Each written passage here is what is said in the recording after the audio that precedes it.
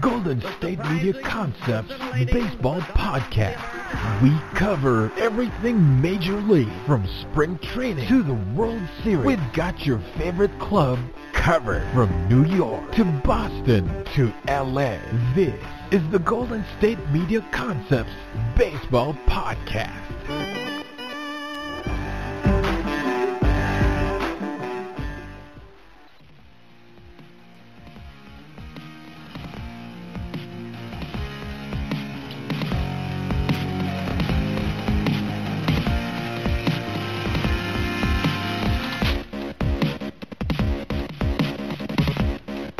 Hello everyone, and welcome back to the GSMC Baseball Podcast, brought to you by the GSMC Podcast Network. I'm your host, Jack Ridenour, and we've got a big World Series-centered episode today with a couple of recaps of games, my personal all-playoff team up until this point, and a lot of other really good stuff. I don't want to give too much away, so I hope everyone had an enjoyable weekend. It was great having the World Series on, some college football, NFL football, good to just sit back, relax, and enjoy some sports. I will say I wasn't too pleased with having to do some homework towards the latter part of last week, but nonetheless, it got completed, and, trying to stay on top of my assignments.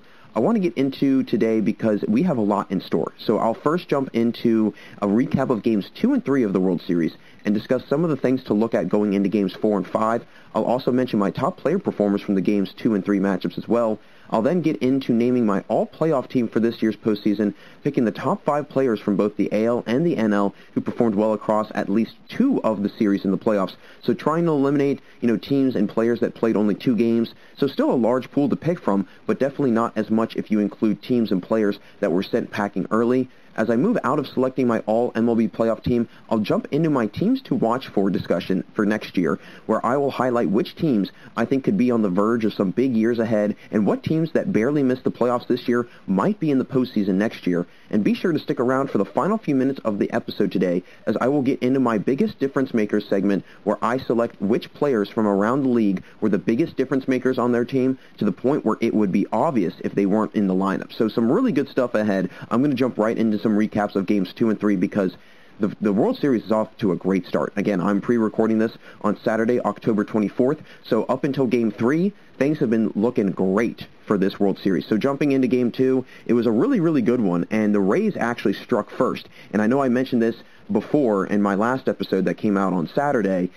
They need to score first. They need to score first. They are, I think, after, and I'm probably going to mention it here in a minute, they are after that win, they are now 33-6 on the year when they score first. So clearly a team that likes to get out ahead first, and they like to take advantage of that, and they like to leave the rest of it in the hands of their pitchers. So I don't want to spoil too much. I'm going to get into it. Again, Rays jumping out first, scoring the first run of the game in the top of the first, and then the second inning and the third inning scoreless, and then going into the fourth inning, another 2-run spot by the Rays. So now they make it 3-0 going into the fifth.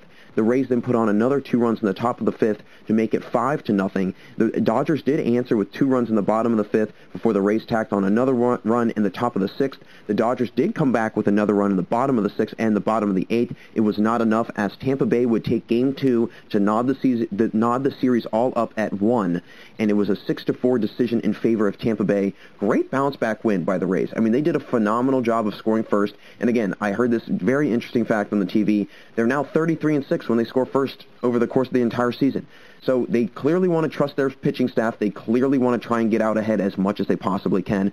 And Blake Snell pitched a gem. But things did go, from good to bad pretty quickly for him. He pitched a no-hitter through 4 2/3 innings, but then tacked on 2 runs, and that gave themselves a little bit of room to work with in trying to make a comeback. That's the Dodgers, at least. I mean, they really did a nice job at capitalizing on his mistakes. And again, this Dodgers team is really good at when a pitcher is off in his location, if he was trying to set up outside and he goes inside, or if he was trying to go, up and away instead if he goes down and in, whatever it might be, they're really good at capitalizing on that. And that is what makes this Dodgers team so dangerous, is that they can do, there's a lot of guys on this lineup that can do that, from 1 through 9 all the way through. So, and again, I was watching the game, and it was very interesting to see Cody Bellinger hitting towards the bottom of the lineup. But I was saying to my friend who I was watching it with, he floats around a lot. And that is the scary thing about this team, is that you can put hitters, reigning MVPs like Cody Bellinger really anywhere throughout the lineup, and it won't really make a difference because they're that deep. But the bullpen for the Rays did an incredible job shutting down the Dodgers hitting, I will say. I thought it was a good call on Cash's part to go to the bullpen before things got out of hand, which was a separate issue to Game 1 where he let Glasnow go a little too long, in my opinion. I would have started to pull him much quicker than, I think a lot of people would agree with or disagree with. And I'm kind of the one thinking, and I'm in the thinking of, if you've got a really good, reliable bullpen, why not, especially if you're in the playoffs, why not keep your starters on a shorter leash so then you could maybe pitch them on short rest, either start them or they can come out of the bullpen, and then they can really kind of stay fresh constantly all throughout the playoffs, although you don't want to wear them out, obviously. But if you are able to do it in kind of a tapering way where, okay, if we start you this game, we're going to start you 6 innings, and then we're going to pull you. We'll put you in relief for the next game, maybe for an inning, and then the next, start that you have, whenever that might be, it'll be 4 innings. But then you'll get a little bit more of, an outing out of the bullpen, whatever it might be. Just trying to play around with pitchers and this rotation, really, because, again, like I mentioned a couple episodes ago, it's going to really boil down to this Rays pitching versus Dodgers hitting, and we've already seen it so far. The Dodgers really struggled on the mound as they were unable to get outs early in the innings during, Game 2, and it allowed the Rays to really strike. And like I mentioned, when this team swings and hits first, it's pretty much a done deal that they'll have a W because of how good they are when they are in the the first team to score and they go out ahead first. Brandon Lau was a pleasant surprise for them in the lineup as he was coming into Game 2 compiling only 6 hits in his last 56 at-bats in the postseason. So coming into Game 2, he was 6 for 56. Not a great percentage at all, but he belted 2 home runs, a 2-run homer that was in the initial kickstart they needed to get things going in Game 2. So really was kind of the reason why they started out so hot. And the Rays, I think, did a really good job also of taking advantage of the rookie pitcher Tony Gonsolin. I mean, he only went 4 outs through the game before getting yanked. He had a 9 ERA going into that start, so not the best option to throw in Game 2, but they were on short days of rest, and it showed. Not having any healthy starters to go in the start, that's going to be a walk in the park for any opposing team's hitting, and the Rays took advantage of that. It's very clear. I mean, they did it in Game 2. They out-hit the Dodgers 10 hits to 5, so again, doubled up on them on total hits. It was a clear domination by the Rays. And again, we're going to get into it in Game 3, a little bit of a bounce back by the Dodgers, but I think that's going to be a theme in this series, a little bit of back and forth constantly between these two teams. Now, my top performers from Game 2, Brandon Lau, of course, 2 for 5, 3 RBIs, 2-run homer. Manuel Margot was 2 for 3. Joey Wendell was 1 for 3 with 3 RBIs. He's been playing phenomenal. He had a really great play at third base in Game 3. I mean, ball was dribbled a little bit towards the third base line. He's coming over, backhands it, falling into foul territory, and threw it across his body, across the diamond, was able to get it to Choi. And G-Man Choi, I'm going to mention here in a minute, but his fielding has been unbelievable. He jumped up, grabbed it, had to come off the bag, and then he tagged, I think it was Bellinger, tagged Bellinger immediately and got the out. So great play by Wendell, but even more of a heads-up play by G-Man Choi. Again, for the Game 2 performers, Corey Seager, 2 for 4 with 1 RBI. Will Smith, 1 for 4 with 1 RBI. He actually had a homer, so good to see his bat going a little bit more for the Dodgers. And then Chris Taylor was 1 for 4 with 2 RBIs and a homer as well. So a lot of big hits in Game 2. I mean, a lot of power hitting, a lot of, bombs just being hit out of the park, which is always a really good sign. But again, also, if you're an opposing pitcher, not a great sign. So, you kind of take it for what it's worth, if you will. Now, getting into Game 3, this was a little bit of a bounce back by the Dodgers. Dodgers were the one striking first, scoring the first run of the game in the top of the first.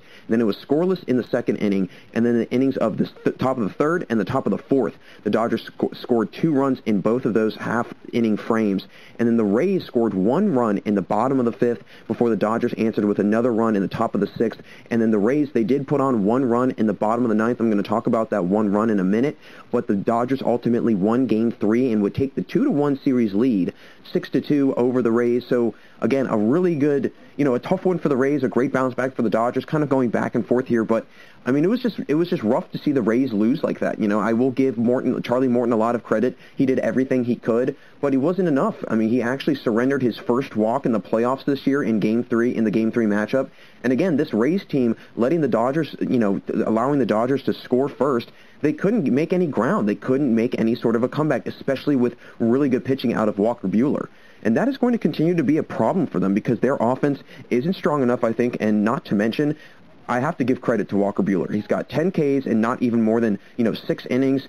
Actually becoming the first pitcher to ever strike out 10 or more in 6 or fewer innings. So pretty impressive stuff as a 26-year-old. I think he's going to become the ace of this team eventually once Kershaw phases out and retires. And if Buehler keeps progressing like this and keeps performing the way he's been showing, and he's been letting people know that he can definitely become an ace for the Dodgers. But again, that's once Kershaw is out of a Dodgers uniform and he retires, because Kershaw is clearly, the number one overall option in that rotation. But Walker Buehler, hey, down the road, he can make a little case. But I will say, Julio Urias, who's getting the Game 4 start, might be the best pitcher right now the way he's been hurling. And that is going to be, a big matchup for the Rays. When this comes out on Tuesday, you'll know by then who won. But if the Rays can get to Urias early and capitalize on some mistakes early on, then they have a shot. But if he is shut down and absolutely throwing a gem, then they have no chance. He's 4-0 in the playoffs this year with a 0.56 ERA, 16 innings, and 16 Ks.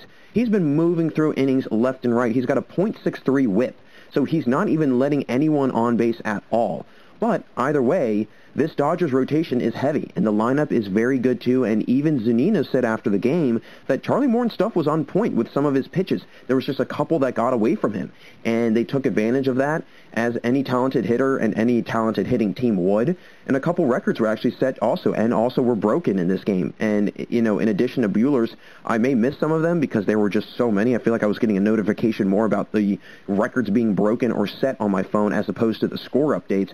But Randy Arozarena, with that one swing in the bottom of the ninth, broke the record, and that was the one run in the bottom of the ninth for the Rays. He broke the record for the most hits in a postseason by a rookie, which was 22 by Derek Jeter, and now Arozarena compiled his 23rd hit, and he also tied the record for the most home runs in a postseason, which is 8. And like I've mentioned, it's been said a few times by Carlos Beltran, Nelson Cruz, and Barry Bonds, and now Arozarena adding himself to a very, very elite company that he's in now in that list with the record and tying the record for the most home runs in a postseason. We'll see if he's able to break that. Actually, Corey Seager is 1 home run shy of also tying it. So some really good history in this World Series, to say the least. You've got guys that are breaking, not only postseason records, but rookie records. You've seen Walker Buehler and what he's been capable of. Justin Turner also, he tied the Dodgers franchise playoff home run record for 13. I believe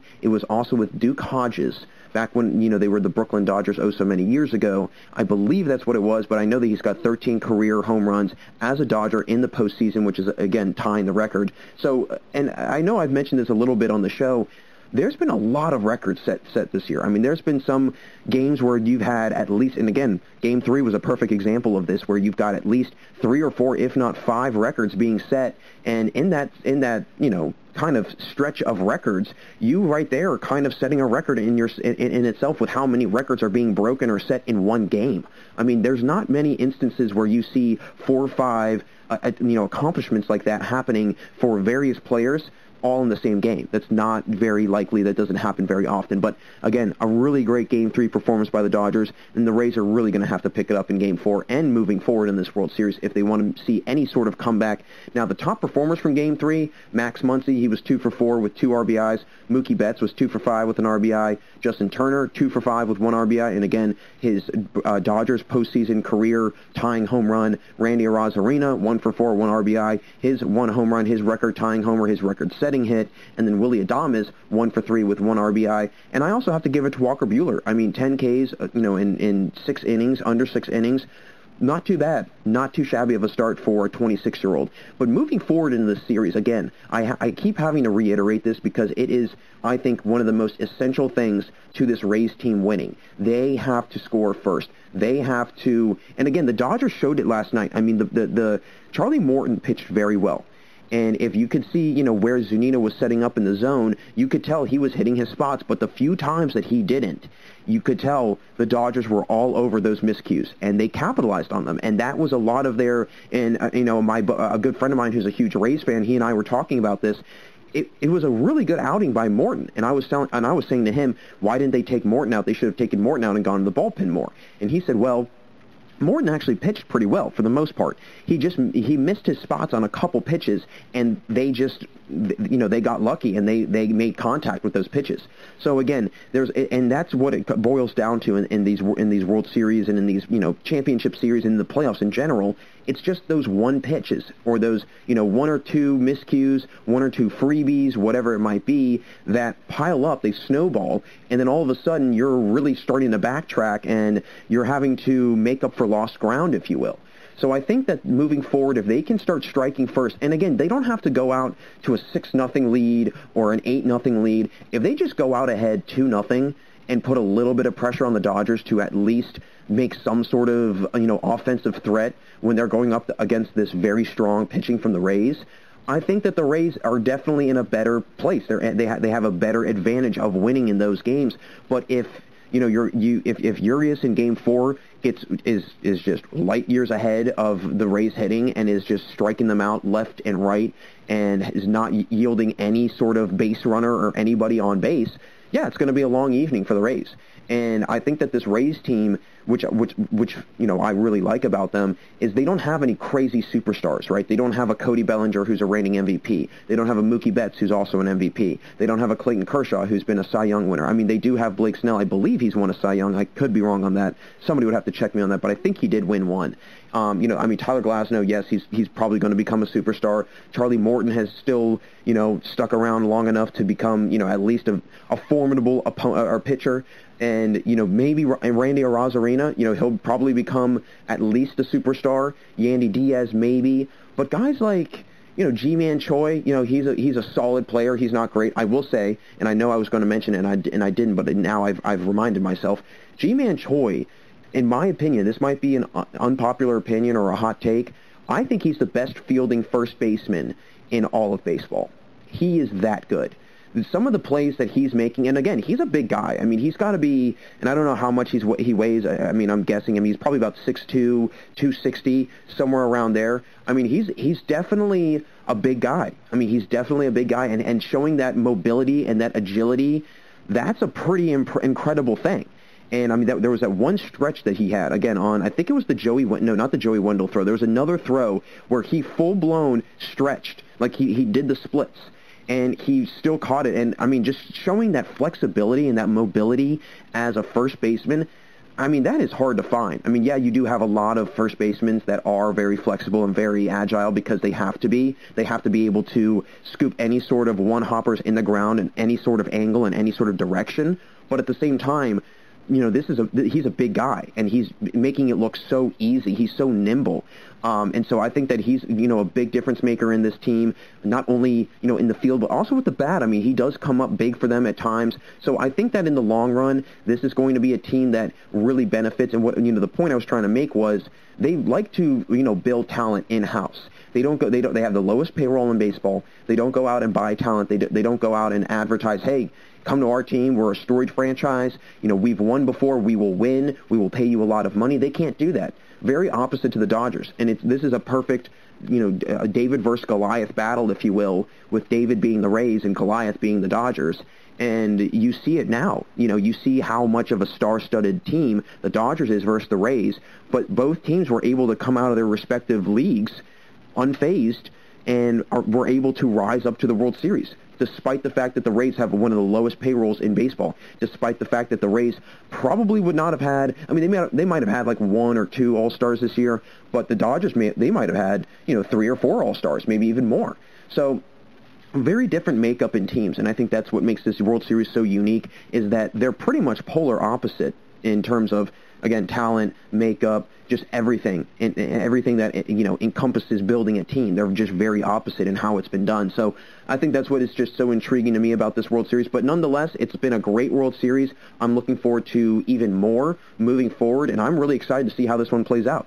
So that'll do it for us in this first segment, but stay right there, folks, because after the commercial, I'm going to give my all-MLB playoff teams for the NL and the AL and mention which players I think were the standouts through at least 2 rounds in this year's postseason. Folks, stay right there. We'll be right back here on the GSMC Baseball Podcast.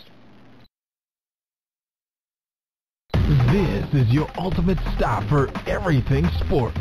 The Golden State Media Concepts Sports Podcast. Should I say more? From the NFL, MLB, the NBA, to MMA, it's all in here. The Golden State Media Concepts Sports Podcast. Listen now.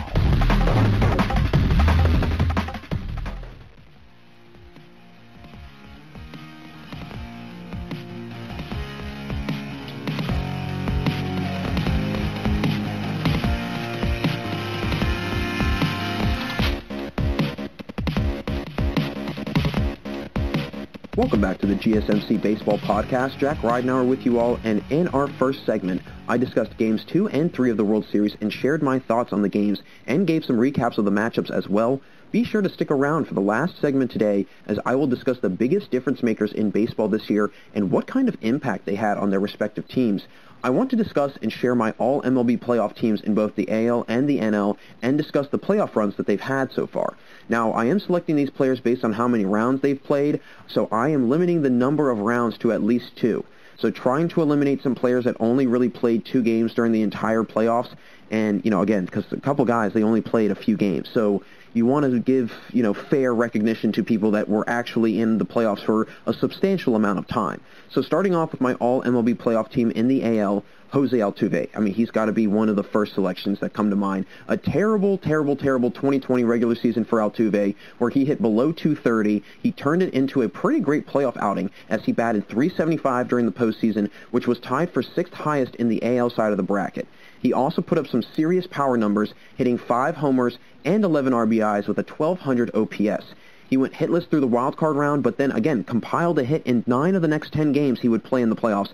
And in 5 of the 7 games in the ALCS against the Rays, Altuve had at least 2 hits. So clearly started to do some damage from the plate as the playoffs really started to progress forward. I mean, if you come out of the wild card round and you're hitless, and then all of a sudden you go up against the A's and the Rays, and you go on an absolute tear, and those are 2 teams that have very, very good pitching for the most part.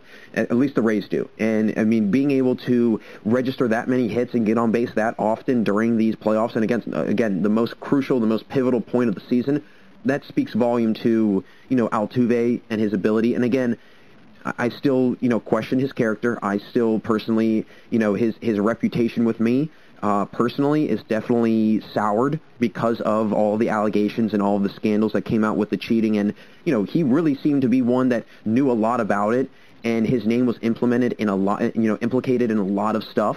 So, again, I want to give credit where credit's due, but sometimes it's hard to do that because you don't know how long he's been, sign stealing that way. You don't know what was an actual, legit good performance that he put up in those years that he was very good. And I mean, he's still very good, but in all of those years, you can't really tell. You don't really know if he was actually playing the game in a fair way or not, but still, nonetheless, you have to give him credit because this year, at least, they know they were not cheating. So, he definitely put his, he proved a lot of people wrong, and I think he shut up a lot of the haters, which I think has been, a good sign for him moving forward as well. Now, his hitting was so good, it overshadowed his poor fielding, as he registered his lowest fielding percentage in the postseason he's ever had in his entire time that he's ever made the playoffs at .913, and he had the most errors he's ever had in a postseason with 4. So the hitting really allowed the fielding to slide right underneath the rug and go unnoticed because the hitting was so obvious. Not to mention he tied the record for most home runs in Astros postseason history, so a big, big, big 2020 playoffs for Altuve. And again, quieting all the haters, silencing all the doubters, and letting everyone know, I did this without cheating. So even if I did do all the stuff that I did before cheating, I can also do that without cheating. So again, he's proving people wrong there. I've got to give him the credit that he deserves. I'm putting him on my all-MLB playoff list, at least for the AL. Now, my next player, Randy Arozarena, this should not come as a shock because he's quickly become one of the most exciting players in the majors. I mean, winning the ALCS MVP and batting an astonishing .361, and now he's got 8 homers and 11 RBIs, not to mention a 1,200-plus OPS during the playoffs. I mean, in his first 5 playoff games ever. This is his rookie year, so these are the first 5 playoff games that he's ever played in. He compiled at least 3 hits in 3 of those games. So 3 of the 5 games that he's first playing in the postseason, he's registering at least 3 hits in each of them. That's pretty incredible. So, I mean, really made his presence known early on in the playoffs. Arozarena, again, tied the record for the most home runs hit in a postseason, which is 8, and the last time that was done was in 2011 by Nelson Cruz. So Arozarena could be right on track, and he is on track to breaking that record, which would just add to this already legendary postseason outing that he's been having. He's provided the much-needed offense for the Rays that they've really needed this entire playoffs because they've struggled for the most part offensively, as they would be hitting below 200 as a team if it wasn't for Arozarena's bat in the lineup. And if he continues to play the way that he's been playing, he's going to set himself up nicely for a very long-lasting career in the MLB. My next player, again, this player is not playing anymore because his team was sent home packing by Randy Arozarena's team, and that's Gleyber Torres from the New York Yankees. Torres absolutely came in scorching hot to the playoffs. As he was hitting above 700 through the first round of the playoffs in the wild card, Torres really put on a show which was completely different from his regular season, as he hit almost 200 points higher than his season average in the postseason. So his postseason average that he finished with was 435, and his regular season was right around 240, 243. So again, a 200-point difference in his batting average from the regular season to the postseason. That is a ginormous jump. That's an unheard of jump. With 2 homers and 5 RBIs and 23 at-bats, Torres really showed his ability not only as a player to be, a high-volume hit guy, but also being able to compile a hit in every game he played in during the postseason, except Game 2 against the Rays. So clearly, one of the best players in the playoffs, especially out of players who played in at least 2 rounds, really showed his talent, his ability from the plate, and, not to mention, he's got a great glove. So he's starting to really develop and turn into a nice baseball player. Torres is a bright young star that I think could potentially be, kind of the new contact hitter with a great glove over at shortstop. And I don't want to say the next Derek Jeter, because that would be a little premature to say. He's very young. He's got a long way to go before anybody even puts him in that conversation. But he's a great hitting shortstop, so some similarities between him and Jeter. But again, he's nowhere near what Jeter was. In maybe 10 years, we could have this conversation, but right now, it should not be brought up. But I could see him, again, he's now that kind of new, solid hitting, very good gloved shortstop that the Yankees have had in, again, previous years in the past, and now they're starting to continue with that trend moving forward, and I think Torres will be their shortstop for, the future, honestly. Next guy, another Yankee, Giancarlo Stanton. This guy showed that he was that when he is healthy, he can absolutely demolish pitches. With 6 homers in just 2 rounds, Stanton put on a show in the playoffs. He batted, he batted incredibly the entire playoffs, the entire postseason. He did battle injuries for most of the year, so that really kind of set him back a little bit, and I think when you look at his regular season stats, they might be off a little bit, mainly because he was in and out of the lineup so much. One day he's on the 10-day IL, the next day he's off. The next day he's on the 10-day IL, it's just this back and forth all year long. But he was able to come into the playoffs with a good bill of health, and he looked really good, and honestly was one of the most impactful players on their teams in this playoffs. He had 13 RBIs, all while hitting .308 during the postseason, and Stanton, I think, reminded people that he is a former MVP.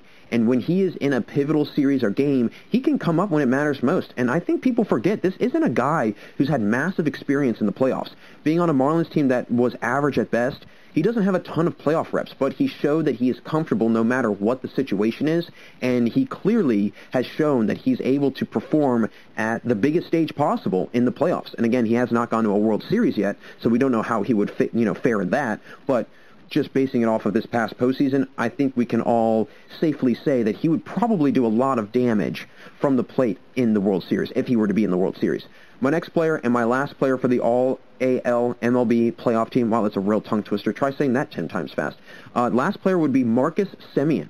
So another guy who, like Altuve, again, this guy's on the Oakland Athletics, so again, another player that was sent home packing. But like Altuve, he really changed his season around in more ways than one, with a plus 400 batting average in the playoffs versus a very poor 223 average in the regular season. This is coming from a guy that 2 years ago, if not last year, was an MVP candidate.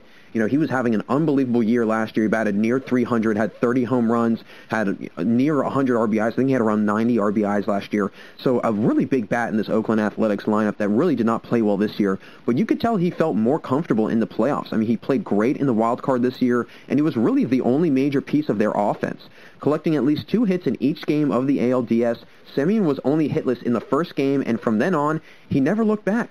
I mean, his slugging percentage was well above 600, and he showed that he's still that MVP candidate type player he was the last few years. An under-talked about player, kind of an underappreciated player. You don't hear much about Semien, but don't be shocked if this becomes a trend next year for Semien, because, you know, wherever he picks up and wherever, you know, he kind of, continues on for next year, he's just going to be picking up right where he left off after this year. And I really think that going into next season, Marcus Semien is going to have a really big year. You know, they're going to get Matt Olson back, Chapman back. You know, guys are going to be coming back from injuries. Hopefully, you know, again,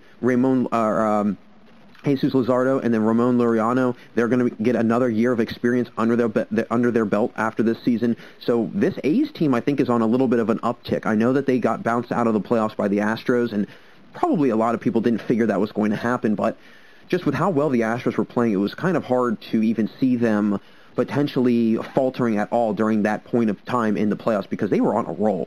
So, again, moving forward, though, I think this A's team is going to be a team to watch, if not, you know, I mean, if they're not already that team right now because of the season that they had this past year. But, again, those are my top 5, you know, my all-MLB playoff teams in the AL right there. Now, moving into the NL, and there's been a lot of really, really good players in the NL. My first guy I have to make mention of, Mookie Betts.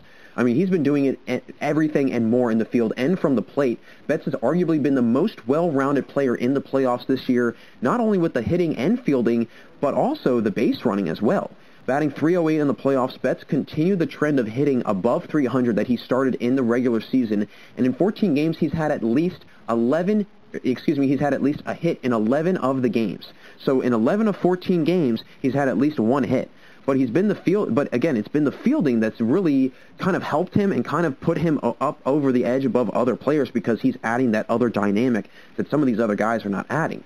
And with a couple home run robbing catches out in the outfield, he's really been a major factor of how well this team has been playing, not only offensively but defensively, limiting teams, you know, runs production and everything else.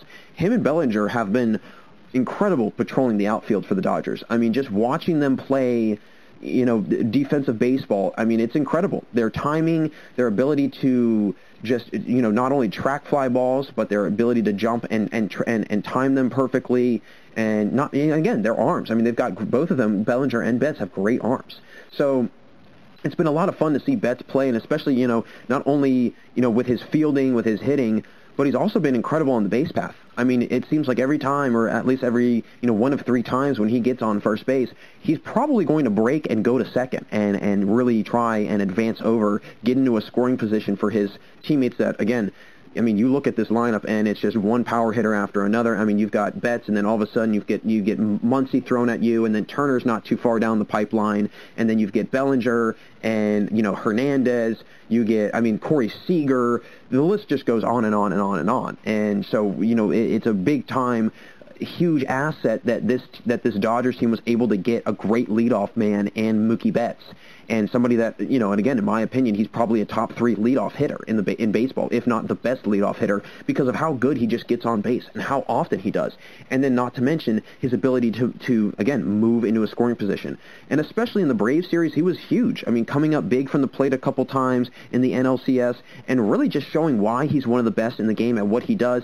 Betts has been a joy to watch, so I had to put him on my team. Next guy, another Dodger, Corey Seager. I mean, what can't Seager do, right? He's hit for average, he's hit home runs, he's knocked in runs. I mean, he's been next to Betts, the most important player on this team, without a doubt. The NLCS MVP absolutely crushed the ball against the Braves, hitting 5 home runs alone in the NLCS and putting on a show scoring-wise, knocking in 16 runs over the course of the playoffs as well. I mean, Seager had a tremendous year before the playoffs, batting .307. He was one of the top hitters in the Dodgers, you know, in the Dodgers lineup all year long, and he also had 15 homers and 41 RBIs from the plate this past regular season. So clearly he was no stranger, you know, to hitting well. That was something that was not foreign to him. It was not like Altuve that clearly showed that he had forgotten how to hit and then all of a sudden remembered in the playoffs. Seager has continued this trend all the way through the playoffs and all the way up until now. He's just been a hitting machine in general. I mean, with 16 hits, which leads actually the entire playoffs, along with his teammate Mookie Betts, I mean, Seager just continues to hit, you know, it's the heavy hitting in Game 2 of the World Series with a home run that really, again, adds to it, continues to tack on more and more of his ability as a hitter and as a player. Not to mention, he's 1 home run shy. He's 1 home run right behind Arozarena of tying that similar record that Arozarena just tied in Game 3 and most home runs in a postseason. So 1 home run away from doing that, and that's going to be, again, kind of adding to this incredibly historical World Series postseason that we've been having. And, if that happens, this will go down as one of the most, and again, it's coming from 2 guys that are rookies. Or at least, Seager being, 2 years removed, maybe 3 years at most, but a very young player, and Arozarena is a rookie. So, this incredible play and this sensational hitting that these 2 guys have shown in the playoffs, it's coming at very early ages and very, very early stages of their career. So imagine what's going to happen in 7, 8, 9 years from now if they can keep healthy and if they can continue to produce the way that they've been producing.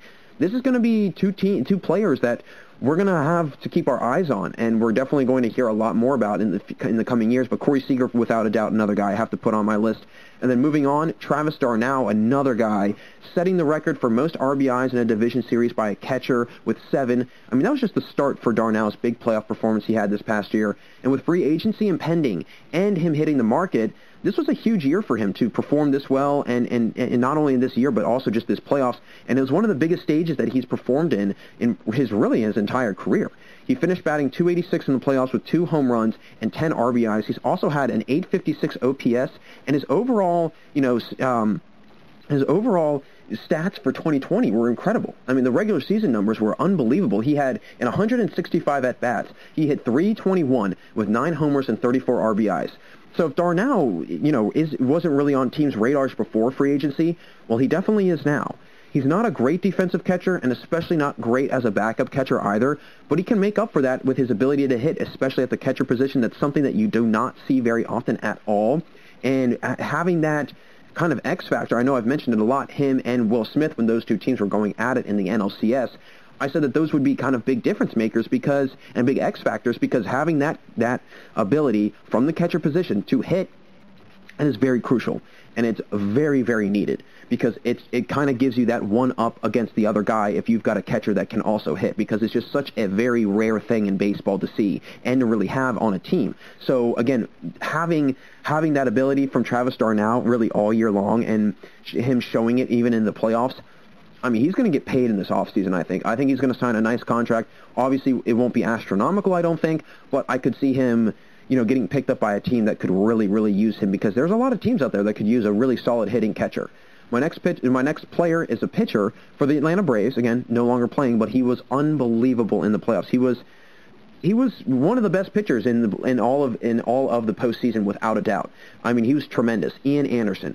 Anderson was pretty much untouchable in his 4 starts with a 0.96 ERA and 24 Ks. He had a great showing in the playoffs.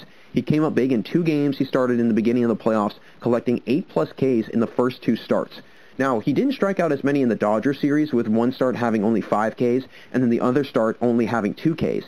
But he kept his walks low, and that was a really big thing for him, with only one game where his walk count exceeded 5. But other than that, he only gave up 2 earned runs in those 4 starts, and not a single home run either. So pretty superb performance in the playoffs for Anderson, showing that in addition to Fried, they have another starter that they can rely on. And that was a big issue with this Braves team going into the playoffs. How are they going to fill those pitching voids that they had coming into the postseason? And, I know that they've had guys like Mike Foltynewicz in the past, who's been all right. He's been an all-star, but again, in the last couple of years, he's not been great. I don't even think that he's on the team anymore. If he is, he's definitely not on the 40-man roster. He's probably in the minors somewhere. But having Max Fried as your lone ace, it's just not going to be enough. And having Ian Anderson, I think, was kind of the difference in why they were able to make it to the NLCS. This also, in addition, their hitting was incredible, but it was really the added pitching and having that extra arm in the rotation in, your first 5. It really sets you apart from other teams that may or may not have that second option. There's some teams out there that don't have very solid second options like Ian Anderson. Anderson, I think the Braves got very lucky with his development and how well he's been pitching. He's a rookie, I'm pretty sure. So again, having a rookie come in and pitch that well, and not to mention Max Fried is 25, 26 years old, 2 very young, up-and-coming pitchers that are going to rise up on the same team together. The NL East, I think, is in big trouble coming down the road, because this pitching staff is going to be nasty in a couple years, I think. So my last player that I want to mention in the all-MLB playoff selection for the teams in the NL, Fernando Tatis Jr. I mean, Tatis had a great showing in the playoffs. He improved his batting average from the regular season, where it again eventually went down to 277 after his incredible start to the season that he had. It dipped down. It didn't drastically dip down, but it dipped down enough to where it was noticeable. But still, 277 for the 14 homers and the 45 RBIs he had this year. Those are pretty solid numbers if you ask me. But once the playoffs hit, it was almost like he flipped the switch, batting .318 with 2 homers and 5 RBIs, not to mention an 1,100 OPS. Tatis continued to dazzle and really show people why he's referred to as one of the best up-and-coming superstars in baseball right now, one of the best up-and-coming shortstops, and without a doubt. I mean, we're starting to see this trend of power-hitting shortstops again with Tatis, and if Gleyber Torres can be another guy like that, Gleyber Torres, I mean, there's some shortstops in this league that have a lot of pop. I mean, Trey Turner is another guy that comes to mind. I mean, he had an unbelievable year. I was looking at his numbers the other day, and I was absolutely floored with how good of a season he had. And, I mean, it was just so much, between Soto and Turner and then the rest of the team, there's just so much, there was such a large gap. There was such a large separation in performance. And Turner, I mean, a great shortstop, a great glove, very fast. And, again, having these hard-hitting, solid-hitting shortstops, it's going to, kind of, I think, be a trend moving forward in these in the MLB and in professional baseball, because that's just kind of, I think, how baseball is going right now, power-oriented. So as a result, you're going to get a lot of power from middle infielders that a couple years ago probably was not a very usual thing, but now we're starting to see that more and more. Now, in the wild card round, you could tell, Tatis felt very comfortable in his home field. He batted .429 in the 4 games he played in San Diego. But then when they had to move fields for the next round, he clearly struggled. He batted .125 during that series, so a pretty large drop in production. But regardless, he showed that he is capable of not only performing in the regular season, but the postseason as well. So some really good performances from guys. Figured I'd highlight a couple of them, my all-MLB playoff teams, all the way up until this point. I'm sure I'll maybe do something similar to this later on, a couple weeks from now, as the playoffs wind down, and really give a full-blown kind of look back at the postseason. But that'll close things out here for us in our second segment on the GSMC Baseball Podcast. Thanks again for tuning in with us. Coming up after the commercial break, I'll discuss the teams I think everyone should keep an eye on for next year, and who might be a team that might have missed the playoffs this year, but could see themselves in the Fall Classic next year. Folks, it's been a lot of fun so far, but we got a lot more to go, so don't change that channel. We'll be right back here on the GSMC Baseball Podcast. Tired of searching the vast jungle of podcasts? Now listen close and hear this out. There's a podcast network that covers just about everything that you've been searching. Hey! The Golden State Media Concepts Podcast Network is here. Nothing less than a podcast bliss with endless hours of podcast coverage. From news, sports, music, fashion, cooking, entertainment, fantasy, football, and so much more. So stop lurking around and go straight out to the Golden State Media Concepts Podcast Network. Guaranteed to fill that podcast itch. Whatever it may be. Visit us at www.gsmcpodcast.com. Follow us on Facebook and Twitter, and download us on iTunes, SoundCloud, and Google Play.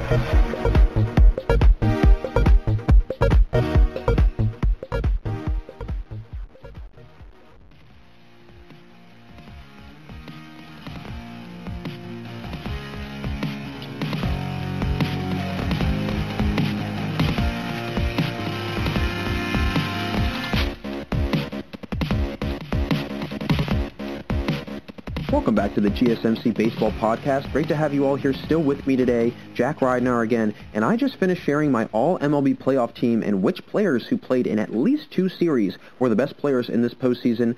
I want to now get into which teams I could see potentially being in the playoffs next year and really improving immensely in the next year. So my first team that really jumps out to me is the Baltimore Orioles. I mean, the Orioles had a near playoff berth this year. Although it wasn't close towards the end, they did stay, within reach of the last wild card spot all the way up until the last week or so of August / first week of September. But what really stuck out to me was the hitting. I mean, they were 7th in the league in team batting average at .258, and they had a lot to do, and that had a lot to do with the pieces they had, like Ryan Mountcastle, who batted .333. He had an .878 OPS, .492 slugging percentage. Jose Iglesias, he batted .373 with a .956 OPS, and Hanser Alberto, he batted .283. Didn't have a great OPS with a .698 OPS, but he was a great hitter for them across the board. But the bottom of the lineup really is what stood out to me. I mean, with 4 of the last 5 guys in the starting 9 all collecting 20-plus RBIs, and 2 of them collecting 30-plus RBIs. So a team that clearly is capable of driving in runs and being a very high offensive-oriented team. With Mountcastle being a rookie, he's only going to grow. And if they can keep Iglesias around for next year, because I know his contract is up after this year, so if they can keep him around and Mountcastle can keep growing, this is going to be a really good Orioles team. What I think is going to take them to the next level is a boost in the bullpen. If they can bring in some serious throwers that can add to a bullpen that only won 13 games, which was below the league average, they could potentially turn a few of the close losses into wins and give them a better chance of making the playoffs. And the relief guys are able to go, further than an inning in a lot of ways, as they led the league in games the relief pitcher pitched more than 1 inning, which happened in 95 innings during the year. So, again, when their relief guys do come in, they go in for long stretches. So it's a good and bad thing. It's a bad thing that you're having to go to your relief this much, and your relief isn't winning games, but it's a good thing that your relief guys are capable of going further than an inning, because you always want to try and save certain pitchers for maybe a next day matchup that might be a better matchup if it's if you're trying to throw a righty against a predominant, righty lineup. You might want to try and save that righty the night before and have your lefty reliever go in for 2 extra innings or maybe an extra inning, so then the righty can come in the next day and have a really good performance against a predominantly right-handed lineup. But again, I think the relief guys are going to be just fine, but I think that they really need to work on that, and they really need to improve that, because although they're going far, they're not winning. And if you're not winning, then you're kind of just running in the same place, if you will. You're running in place. But so it's a sign that if they can get other relief guys that go further than an inning, it'll reduce the running out of pitchers in games. And you can rest pitchers' arms and potentially keep them healthy for important games. But with the already strong hitting, they add some pitching, and before you know it, they'll be a playoff contending team next year without a doubt. So I think the Orioles are going to be a big team to watch coming up next year in 2021. But my next team, the Boston Red Sox. And this is a team that I think is going through a bit of a rebuild, but not the typical rebuild that a lot of teams do, because they have some really good pieces. In all honesty, they just got the injury bug with their starting pitchers. I mean, 4 of their usual 5 starters from 2019 did not pitch in 2020. So that has a lot to do with the lowest wins by pitchers in the MLB. And that was a stat that they had, and that can't be a stat that they are proud of. They also had one of the lowest team ERAs in baseball with a 5.58 ERA, clearly missing that pitching. But with Eovaldi coming back and Chris Sale also coming back to hopefully his normal self in 2021, they could see a huge turnaround from this year to next year. It also didn't help that Rafael Devers really struggled for a lot of the year. He did start to improve a little bit as the year went on. I mean, at one point he was hitting below 200, but I believe he rose it all the way back up to 290 just about. So not quite to the 315 level that he was in 2019, but he still was able to really turn things around for his personal season. They lost Betts, which was, I mean, we all can see that that's a huge difference maker. That's a ginormous loss. And then J.D. Martinez also had a very, lackluster, a huge significant drop in production, going from batting .304 in 2019 to .213 in 2020, having one of the largest drops in batting averages, I think, out of not only anybody on the Red Sox, but really anybody in baseball. And J.D. Martinez is known for his power hitting, which as a team they seem to be pretty average in, with a team OPS plus of 107, nothing spectacular at all. But I think that if Devers can improve, if Martinez has a better year, and guys like Benintendi and Xander Bogaerts have good years, with the pitching back to almost full form, they could see themselves in the playoffs next year. I really do believe that, but it's just a matter of, can the pitching come back to full health, and can J.D. Martinez bounce back after this really poor year that he had? Next team that I'm expecting actually a lot out of, because the way that they played in the beginning of the year, I think it showed their capabilities, and then how they fizzled out at the end was kind of disappointing. And I will say, though, I was kind of shocked by it, if you will. The Colorado Rockies. I mean, this team saw one of the saddest downturns all year long, being in first place through the first 10 games of the season to eventually not even making the playoffs and finishing with a losing record. So you go from being first place in the first 2 weeks of the season, 3 weeks of the season just about, and then all of a sudden you nearly finish in the bottom basement of the NL West and not even close to a wild card spot. That is a ginormous turnaround. I mean, you talk about, worst to first turnarounds. That's got to be the worst, first to worst turnarounds that teams have had in recent memories for sure. Charlie Blackmon might have been one of the most talked about players in baseball to start the season because through a good portion of the year, he was hitting well above 400. And many people thought he may have a chance at actually finishing the year batting above 400, but he didn't. He finished the year hitting .303, which is still good, but he was well over 400 through much of August. And I think we can all agree if he had continued that pace of hitting, he would have easily been a front runner for the MVP. I mean, looking at their box scores in some of their past games, you can kind of follow a trend the team had overall in terms of allowing runs, as they had a stretch of 7 games where in 4 of them, so 4 of the 7 games, they allowed double-digit runs. And it showed as the season went on. They couldn't hang with the likes of the Dodgers or the Padres or even teams like the Giants. What struggled a lot this year was the top of their lineup, as their first 3 hitters in the lineup hit under 240. So a clear sign they struggled to get people on base to start, but then as you go further down the lineup, you see Blackmon and then Kevin Pillar, who also had a really good year. But what I think really hurt them is Nolan Arenado having a really poor season for his standard, as he batted only .253 on the year, and Story was a bright spot for them. Trevor Story did a nice job, but honestly, if Arenado doesn't perform, they are really slim on star power, with it really being Blackmon and Story after that. I think that if they can get some better production out of guys like Daniel Murphy and Nolan Arenado, starts performing much better and really performing how he's supposed to be at a near MVP, if not an MVP caliber, then I think they could really have a turn of events and actually make it to the playoffs next year. Something else I see them really being able to take an advantage of this is their ability to get on base, but more importantly, advance when they are on base and their overall base running abilities. I mean, they had 42 steals as a team and they were only caught 9 times stealing. So they were 9 for 42. That's a pretty, 9 for, not doing the math very quickly here, but 9 for 51, something like that, or and getting caught stealing. I mean, I could be a little bit off on that analogy, but very few times were they getting thrown out on the base path. And they had one of the best base stealing, percentages amongst teams that had 40 or more steals, which was actually, fun fact, only 7 teams, including the Rockies. So not many teams were this active on the base path, and they were one of them.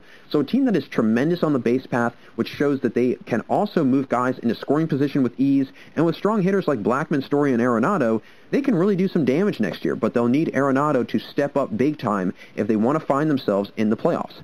So my next team that I want to get into that I really could see a big turnaround in, and again, like the Orioles, they were my second most surprising team, the Detroit Tigers. I mean, this is an interesting case for me, because they were by far one of the biggest surprises during the year. I mean, they were pretty persistent with trying to crack that top 3 in the AL Central, but they just couldn't make the push they needed with the, trying to get through the Indians and the Twins and the White Sox. They all had really good regular seasons. And out of all the players on the Tigers that played in at least 30 games for them this year, there was only one player, Willie Castro, that batted above 300 for the year, with Heimer Candelario being the second closest at 297. Now, I will say, Candelario is a great weapon to have, batting near that 300 mark, but hitting the 3rd most home runs on his team with 7, and second on the team in RBIs with 29. So clearly someone that produces a lot of offense for this otherwise lackluster hitting team. I mean, he was at one point hitting well above 300. He was floating around 330 at one point of the season. They have an aging legend in Miguel Cabrera, who I personally think has maybe a year or 2 left until he's done, although he did lead the team in home runs with 10 and RBIs with 35.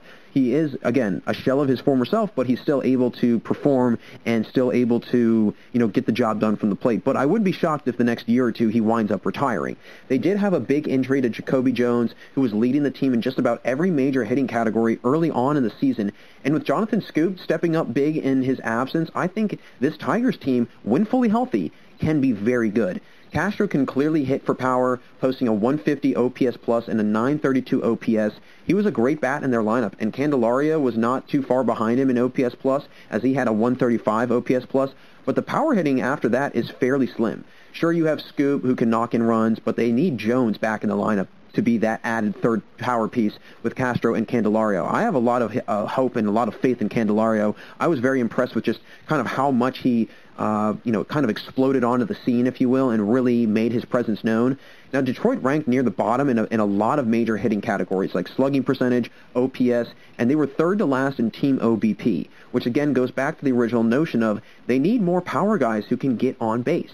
I think, though, that with a fully healthy roster, we could see the Tigers team do a lot of great stuff. They are in a tough division, which makes it challenging, but the starting pitching is another issue they need to address. I mean, they ranked dead last in wins by starting pitchers with only 9, and they were one of 4 teams this year to have single-digit quality starts by starters, which I know I mentioned last episode is a pitcher that goes at least 6 innings, but it's also not allowing more than 3 runs. So going 6 or more innings and not letting up 3 or fewer runs. So if you've got a combination of both those, that's what is called a quality start. So clearly their relief pitching is stepping in and having to take over more times than not, with the relief picking up, 14 wins this year. And again, if you're relief pitching, if you flip-flopped the relief pitching, over for, I think it was the Rockies that I had mentioned that they were, one of the worst teams in that category. If you can flip that over from what they did for their relief pitching, a big-time difference. Actually it was the Boston Red Sox. If you give the relief pitching that the Detroit Tigers had over to the Boston Red Sox, and then kind of vice versa, they had the starting pitching, the healthy starting pitching, the Tigers at least, if they had that starting pitching from the Red Sox, you just flip the relief pitching and the Red Sox, or the Tigers relief pitching and the Red Sox starting pitching, and you just flip them on each teams, you'd have some really good teams. You'd have 2 really, really good baseball teams. But again, that's not the case. So clearly, again, the relief is pitching up, or the relief is picking up where it needs to, but you can't rely on your relief pitching forever. If they can clean up the rotation some and get guys healthy and maybe add a power hitter or 2, this is going to be a total transformation for the Tigers, I think.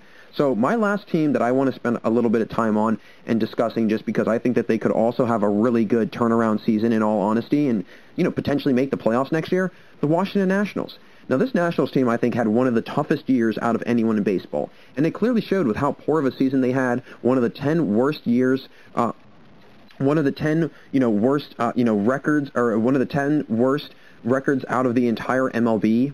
One of the 10 worst wins, or only had, they had a handful of wins the entire year. I think they only had 17 wins, and it was, again, one of the top 10 worst records in the entire MLB this year. They didn't have a lot of help with Scherzer and Strasburg, both battling injuries for most of the year. But what I have to say that has to be a promising outlook is the abilities of Juan Soto and Trey Turner. Now, Soto, I think we can all agree, has the superstar ability. He led the NL in a lot of batting categories on the year, like average, OBP, slugging, OPS, all were career highs for him, so he's starting to quickly ascend through the ranks of the MLB. But Turner, I don't think anyone expected him to have the season he had. At least I didn't. I've always felt that Turner was a solid hitter, but an exceptional fielder and a very good base runner, but he really expanded his game this year into hitting. He batted .335 with a .982 OPS, which is a career high for him. Although he has been a consistent .270 to .290 hitter, he hasn't seen this good of production and this, much of production very often in his career, but he's still a very bright young player that I think this organization is going to love to have for many years. But again, it was the starting pitching that really suffered, with only one player except Scherzer, with not one player except Scherzer to have below a 4 ERA in their starting pitching, which speaks to why they were 25th in the league in team ERA. When your one guy in Scherzer is the only guy, and it doesn't come as a shock that he was below a 4 ERA, but he was just barely under a 4 ERA. And Strasburg not, being fully healthy, getting banged up a little bit during the year, that had a lot to do with it also. But if you've got 5 or 6 starters and 4 of the 5 or 5 of the 6 are all above 4 ERAs, and there's only one guy that is kind of your saving grace, no wonder your team isn't able to win. Your starting pitching is just giving up way too many runs. And again, allowing a lot of base runners throughout the year, that's not how you're going to win games at all. I think their bullpen is an interesting case because they had some good pieces like Tanner Rainey, who had a .266 ERA in 20 games, but then Daniel Hudson, who was their main closer with Doolittle battling injuries during the year, he had a .610 ERA as a closer. That's unacceptable. You can't have that happen if you're a guy that his sole job is to come in and hold the other team for a 1/2 inning, and that's it. Get through 3 outs. That's all you've got to do. And if your ERA is ballooned that much, I mean, a really good closer's ERA, in my opinion, should not be any higher than 2. I think if you're a really good closer and you've got a 3 or higher ERA, you're starting to kind of, push into an average zone, if you will. And then once you get into 6 and higher, I mean, there's no chance of saving you. You're not a very good closer in that role if you're allowing, if you're having a 6 ERA in just a 3-out outing. You can't allow that. But I will say if they get a healthy starting pitching rotation next year, and you have another big performance from Turner and Soto, not to mention having some big help from their bench and some reserve players, because they had great reserve guys.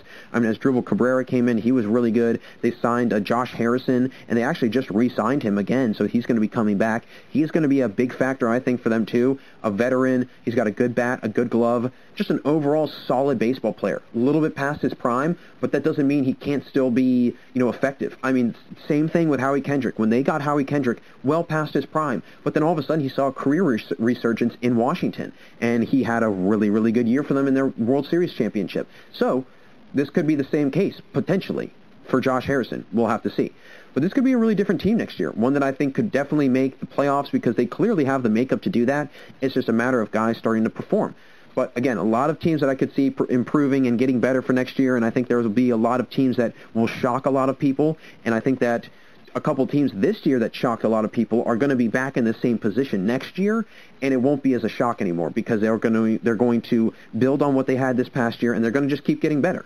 So that'll do it for this segment, folks. Thanks again for sticking around, but stay right there because we'll be right back after this commercial break for the final segment today where I will pick my biggest difference makers in baseball this year and which players were clearly a huge asset to their respective teams. Don't go anywhere, everyone, because we have one last segment here on the GSMC Baseball Podcast. Want to know the latest in soccer? Then listen to the Golden State Media Concepts Soccer Podcast. From MLS, the World Cup, and the Premier League, we've got you covered. The latest updates, the hottest matches, and news on the league's top players. It's the Golden State Media Concepts Soccer Podcast. David Beckham scores the goal to take England all the way to the World Cup final. Listen now.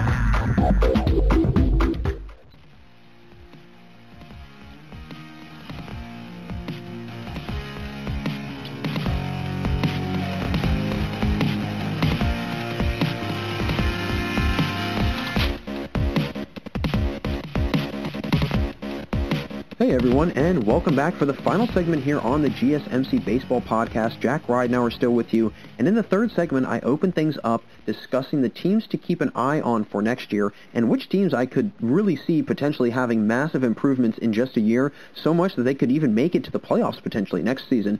I want to now close things out sharing which players I think were the biggest difference makers for their respective ball clubs this year and what kind of seasons they had and how they might be able to continue helping their teams moving forward and continuing to help their teams win ball games. So there was a couple guys that really stuck out to me this year that I think were massive difference makers that really kind of changed just the entire trajectory of their team, not only from one year to this year, from last year to this year, but also mid-season, in the middle of the year, from the first half of the season to the second half of the season. There's a couple guys that really had huge impacts for their teams. So jumping into it, first guy I've got to mention, Yu Darvish. Darvish was a clear-cut difference maker for this Cubs team, without a doubt. I mean, this Cubs team featured only 2 of their 4 major starters pitching a sub-3 ERA. But Darvish was flirting with an ERA below 2 this year. So, again, Darvish being one of those 2 guys, him and Kyle Hendricks, being the, 2 of the 4 major starters that had that sub-3 ERA, but he was near under 2. He was really nearing that. He was about 2.01 on the year. He made a big-time case this season for Cy Young, and without him, the Cubs may not have the performance that they had this year, which, again, was not great. I mean, they did play well, but then at times they didn't, and it was clearly not from the hitting. I mean, their hitting really struggled, but their pitching was kind of their savior for them.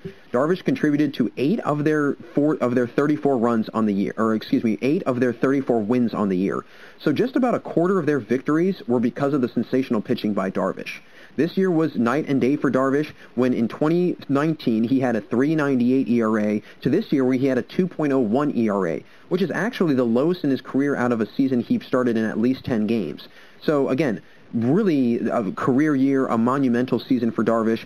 And don't be shocked if, it comes down to him and Bauer being, the 2 front runners for the NL Cy Young. I mean, I think yes, you're going to have to obviously throw in Jacob deGrom because he's the reigning Cy Young winner, but at the same time, Bauer and Darvish might have had even better seasons than he had. He also doubled his ERA plus from last year, where it was 110, as opposed to this year being at 221. So a drastically different season for Darvish. Not to mention the Cubs' overall team placed in wins. I mean, they jumped. Their wins jumped in the league from 12th last year to the top 10 this season, right at 9. So an improvement without a doubt. I mean, really allowing themselves to, get a couple extra wins from their pitching and from their starters and jumping up, from 12th to 9th. I mean, it's not a huge jump, but it's still going from outside of the top 10 to inside the top 10. If Darvish keeps playing at this level in the years to come in Chicago, it's going to be a problem for other teams in the NL Central and really the entire league. I mean, without a doubt, he's slowly becoming, kind of the Darvish of old when he was with the Rangers, and how he's kind of slowly, coming back into his normal self again. And I think that it's going to be a really bright future ahead for Darvish in Chicago, and Chicago's going to love it. I mean, again, if their hitting does not come to play next year and doesn't really show up and doesn't perform, they're going to rely on their pitching again, which they clearly had to do a lot of this year. I mean, if you've got one of your ace picking up a quarter of your wins just about, that should tell you something right there, that it's really not all about the hitting. It has a lot to do with the pitching also. Next guy I've got to make mention of, Eloy Jimenez, another young and upcoming star in the majors. Jimenez was in his second season of being a pro ball player in 2020, and man, did he make it look like he was a seasoned veteran. I think we can all agree that the White Sox had plenty of help from Tim Anderson and Jose Abreu, who I think should win the AL MVP. I really think Abreu had the best year in the AL. I mean, that's just me personally, but I think he would win. I think he should win it. But Jimenez was that third bat in their lineup that did an awful lot of damage, as he belted 14 homers and drove in 41 runs. So offensively, he was incredible. He came in the top 10 in RBIs, slugging percentage, which was at .559, home runs, hits, he had 63, and runs created, he had 39. He came in second on the team in home runs, and this was a home run hitting team, with 5 of their first 9 starters hitting double-digit home runs, and Jimenez had a lot to do with that. I mean, he had a ton to do with that, and he also, really helped that improvement out a ton. This team didn't change their team batting average from a year ago, but again, both years finishing with a .261 average. But the big difference this year from last year is the total team home runs. Although they didn't have as many home runs this year as last year due to the shortened season, obviously, the White Sox finished this season third in the league in team home runs, compared to last year when they finished near the bottom at 25th in team home runs. So although Jimenez wasn't the main reason for their home run numbers shooting up, he still compiled the second most on the team, so it's clear that his power hitting was much needed in this lineup, and it had a lot to do with their improvement. All in all, this guy had the ability, I think, to be a top-tier hitter, and still has the ability to be a top-tier hitter in the AL for many years. And if him and Abreu keep getting better, the White Sox might be the team to beat in a couple years from now, in all honesty. So the next guy that I think was one of the biggest difference makers on their team, and really in all of baseball, Marcell Ozuna. I mean, Ozuna is an MVP candidate, in my opinion. I would definitely rank him up there as one of the top hitters in the league this year. Other than Freddie Freeman, Ozuna was the best hitter on his team. He led the team in home runs and RBIs, and was second in average, slugging, OBP, and OPS to none other than Freddie Freeman. I will give Darnell some credit. He did hit well, but Ozuna was consistently driving in runs all year long, and he even led the entire NL in both home runs and RBIs as well. Although this team was 6th last year in team RBIs. Okay, so they're still top 10 last year in team RBIs. This year, Ozuna's incredible output with driving in runs was one of the main reasons why, and as to how this Braves team wound up leading the majors, the entire league, all of MLB baseball, in team RBIs this year. So going from 6th place last year to 1st place this year, that's a large jump, and he had a lot to do with it with 50-plus RBIs. So even though they were, already up there last year, I mean, that jump was huge. 56 RBIs, that's a lot of runs to drive in for one player, especially in a shortened season. Similar to RBIs, this team also improved in the total home run category, as they were again a top 10 team in 2019 in this category, coming in at 8th with 249, but this year, and again, due to the shortened season, they only had 103 as a team, but they were 2nd this season in team home runs across the entire league. So again, 2 major jumps from going in the latter part of the top 10 to now in the top 3, and even leading the majors in these categories, mostly because of adding Ozuna and having Ozuna now in the lineup. He wasn't a ginormous threat in the playoffs. He only batted .255, so just a fraction of what he hit during the season, but by far one of the most important players in the league and truly a difference maker on this Braves team, especially this year. I mean, you can see these numbers. I mean, you're starting to see, I mean, again, not massive improvements, not massive jumps. I mean, yeah, Darvish helped his team go from, 12th in, wins by pitchers to now 9th in wins by pitchers. Eloy Jimenez had a ginormous help and a ginormous impact on his team, going from 25th in team home runs to now 3rd in team home runs. Same thing with Ozuna, going from 6th in home runs or 6th in RBIs to leading the league, and then 8th in home runs to now, being 2nd in the league in home runs. So these are some big-time improvements and adjustments for these teams, all because of adding these incredible players that they had. I mean, truly some incredible difference makers, without a doubt. Next guy, Trevor Bauer. I mean, by far his best year as a pitcher, including his All-Star year in Cleveland in 2018. With an NL-high 1.73 ERA and a league leader in shutouts and complete games, each with 2, it was clear that this addition 2 years ago by the Reds has paid off tremendously. From a 6.39 ERA in 2019 with only 56 and a third innings of pitching to now pitching 73 innings this year with a 1.73 ERA in 2020, it's been a drastic improvement for Bauer in just a season. But what really allowed him to be a difference maker on his team and really for the Reds is the ERA, as they went from being 9th last year in team ERA to now 2nd this year with a 3.84 ERA this season. And it shows how much Bauer's impact allowed the Reds to have a really good year, especially from the mound. And not to mention, he contributed greatly to their strikeout total, which they led the league in with 615 total Ks as a team this season. But they didn't make the jump like they did for team ERA, as they were also in the top 5 last year in team strikeouts, coming in at 4th. But still, it was an added necessity, and it was something that could clearly benefit them, especially pitching. And they went into the playoffs for the first time since 2013, and I don't think that is a coincidence either. Between Trevor Bauer, Luis Castillo, and Sonny Gray, they clearly had some great pitching, which definitely was better than, their lack of hitting that they had all season. So I'm excited to see where Bauer will wind up in free agency this year, because wherever he goes, he's going to get crazy paid without a doubt. And he's definitely proved to people that he can perform at this level, and he can perform at a very high level, and he can, again, be a difference maker. He can come in and help a team improve and allow a team's statistics and just overall play skyrocket. I mean, again, I don't think it's any coincidence that this was the first time in 7 years that they made the playoffs, and Trevor Bauer had the best season that he's ever had. That is no coincidence at all. Not to mention, when the one game he started in the playoffs, he was phenomenal. He struck out 12, didn't surrender 1 run in 7 2/3 innings. I don't think he walked anybody either, and I'm pretty sure, if I'm not mistaken, I remember hearing Tim Kirchin, ESPN insider for, ESPN insider for baseball. He mentioned earlier on in the playoffs briefly that, I think it was the first time ever that a starting pitcher went 7+ innings, struck out 12, and gave up no walks. Pretty incredible stat line, if you ask me. So my next player that I want to talk about, Tommy La Stella, and this is a kind of an interesting one because he didn't necessarily help his team improve from last year to this year, but more so from first half of the season to the second half of the season. He was a huge midseason pickup for the A's, and he played great for Oakland when he first arrived. He had one of his best years in his career, batting .289 with a .792 OPS, and he was really good when he got to Oakland, not to mention an incredibly patient hitter. Has a great eye, and he was great with getting on base. He was second on his team with a .369 OBP out of all players on the A's to have over 100 plate appearances. So even though he came late to the party, he still had himself a time, because he was really showing people that he's able to not only, hit, but he's also able to get on base. And that's another big part of baseball nowadays. He was the only one with single-digit strikeouts as well that had over 100 plate appearances, as he only had 5. So, again, coming late to the party, but he's able to hunker down. He's able to, choke up on the bat in pivotal, plate appearances. And out of all the guys that had over 100, plate appearances, he was the only one with single-digit strikeouts. And that's a pretty incredible thing to have, especially for a guy that also was a reserve guy, came off the bench a lot for them this year, had a really good glove over at second base.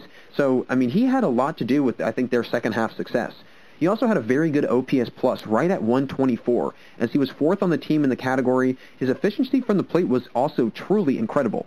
Although he didn't drastically improve his team's performance from a year ago, since he did come halfway through this year, he did help them improve overall, though, helping them win their first 7 of 12 games that since him joining the team. So the first 12 games he joined, they won 7 of them. That's a pretty good percentage right there. So he definitely gave them an added boost that was able to push them even further into winning the division. He's also been a solid player, and I think he really helped this A's team, especially coming in as a reserve guy. That's always a difference maker, having a guy off the bench that can come in either pinch hit or pinch run, whatever is needed, and produces at the plate.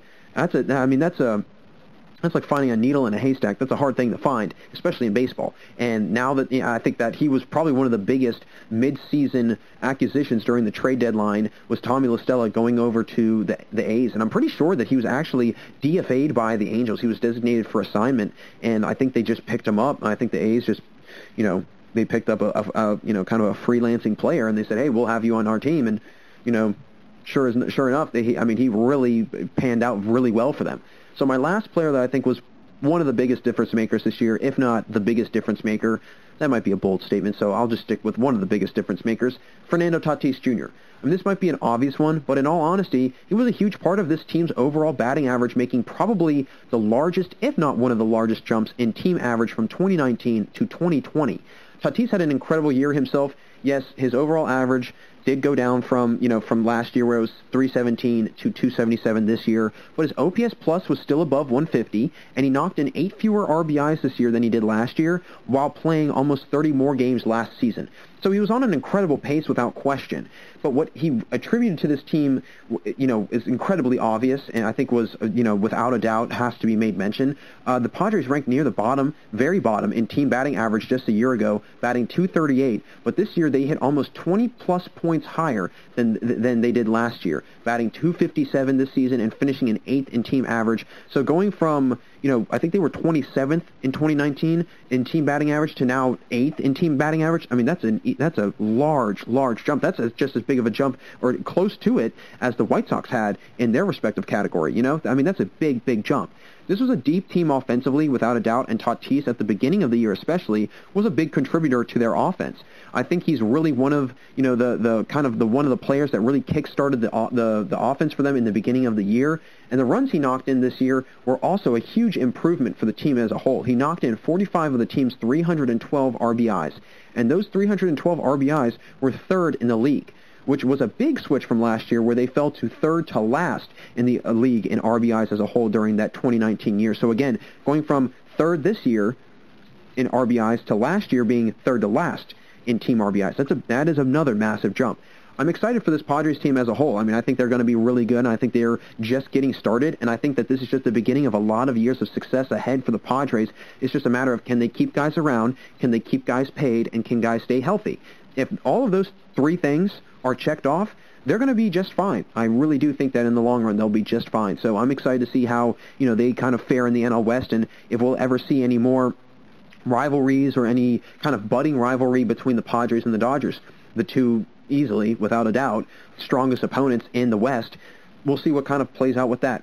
So that'll wrap it up for us here today. Thanks again for everyone to listening to the GSMC Baseball Podcast, brought to you by the GSMC Podcast Network. I would like to ask that you please remember to subscribe to the show and write a nice little review that really helps us. We're always looking to improve. We're always looking to get better, so whatever feedback you can share with us is greatly appreciated. Also, if you can, please follow us on Facebook, Twitter, and Instagram so we can keep you all up to date on what's going on, especially in these playoffs and with the World Series as we wind down out of baseball season. We'd also really appreciate that as well. Once again, everyone, thanks so much for joining, and until next time, have a fantastic day. You've been listening to the Golden State Media Concepts Baseball Podcast, part of the Golden State Media Concepts Podcast Network. You can find this show and others like it at www.gsmcpodcast.com. Download our podcast on iTunes, Stitcher, SoundCloud, and Google Play. Just type in GSMC to find all the shows from the Golden State Media Concepts Podcast Network. From movies to music, from sports to entertainment, and even weird news. You can also follow us on Twitter and on Facebook. Thank you, and we hope you have enjoyed today's program.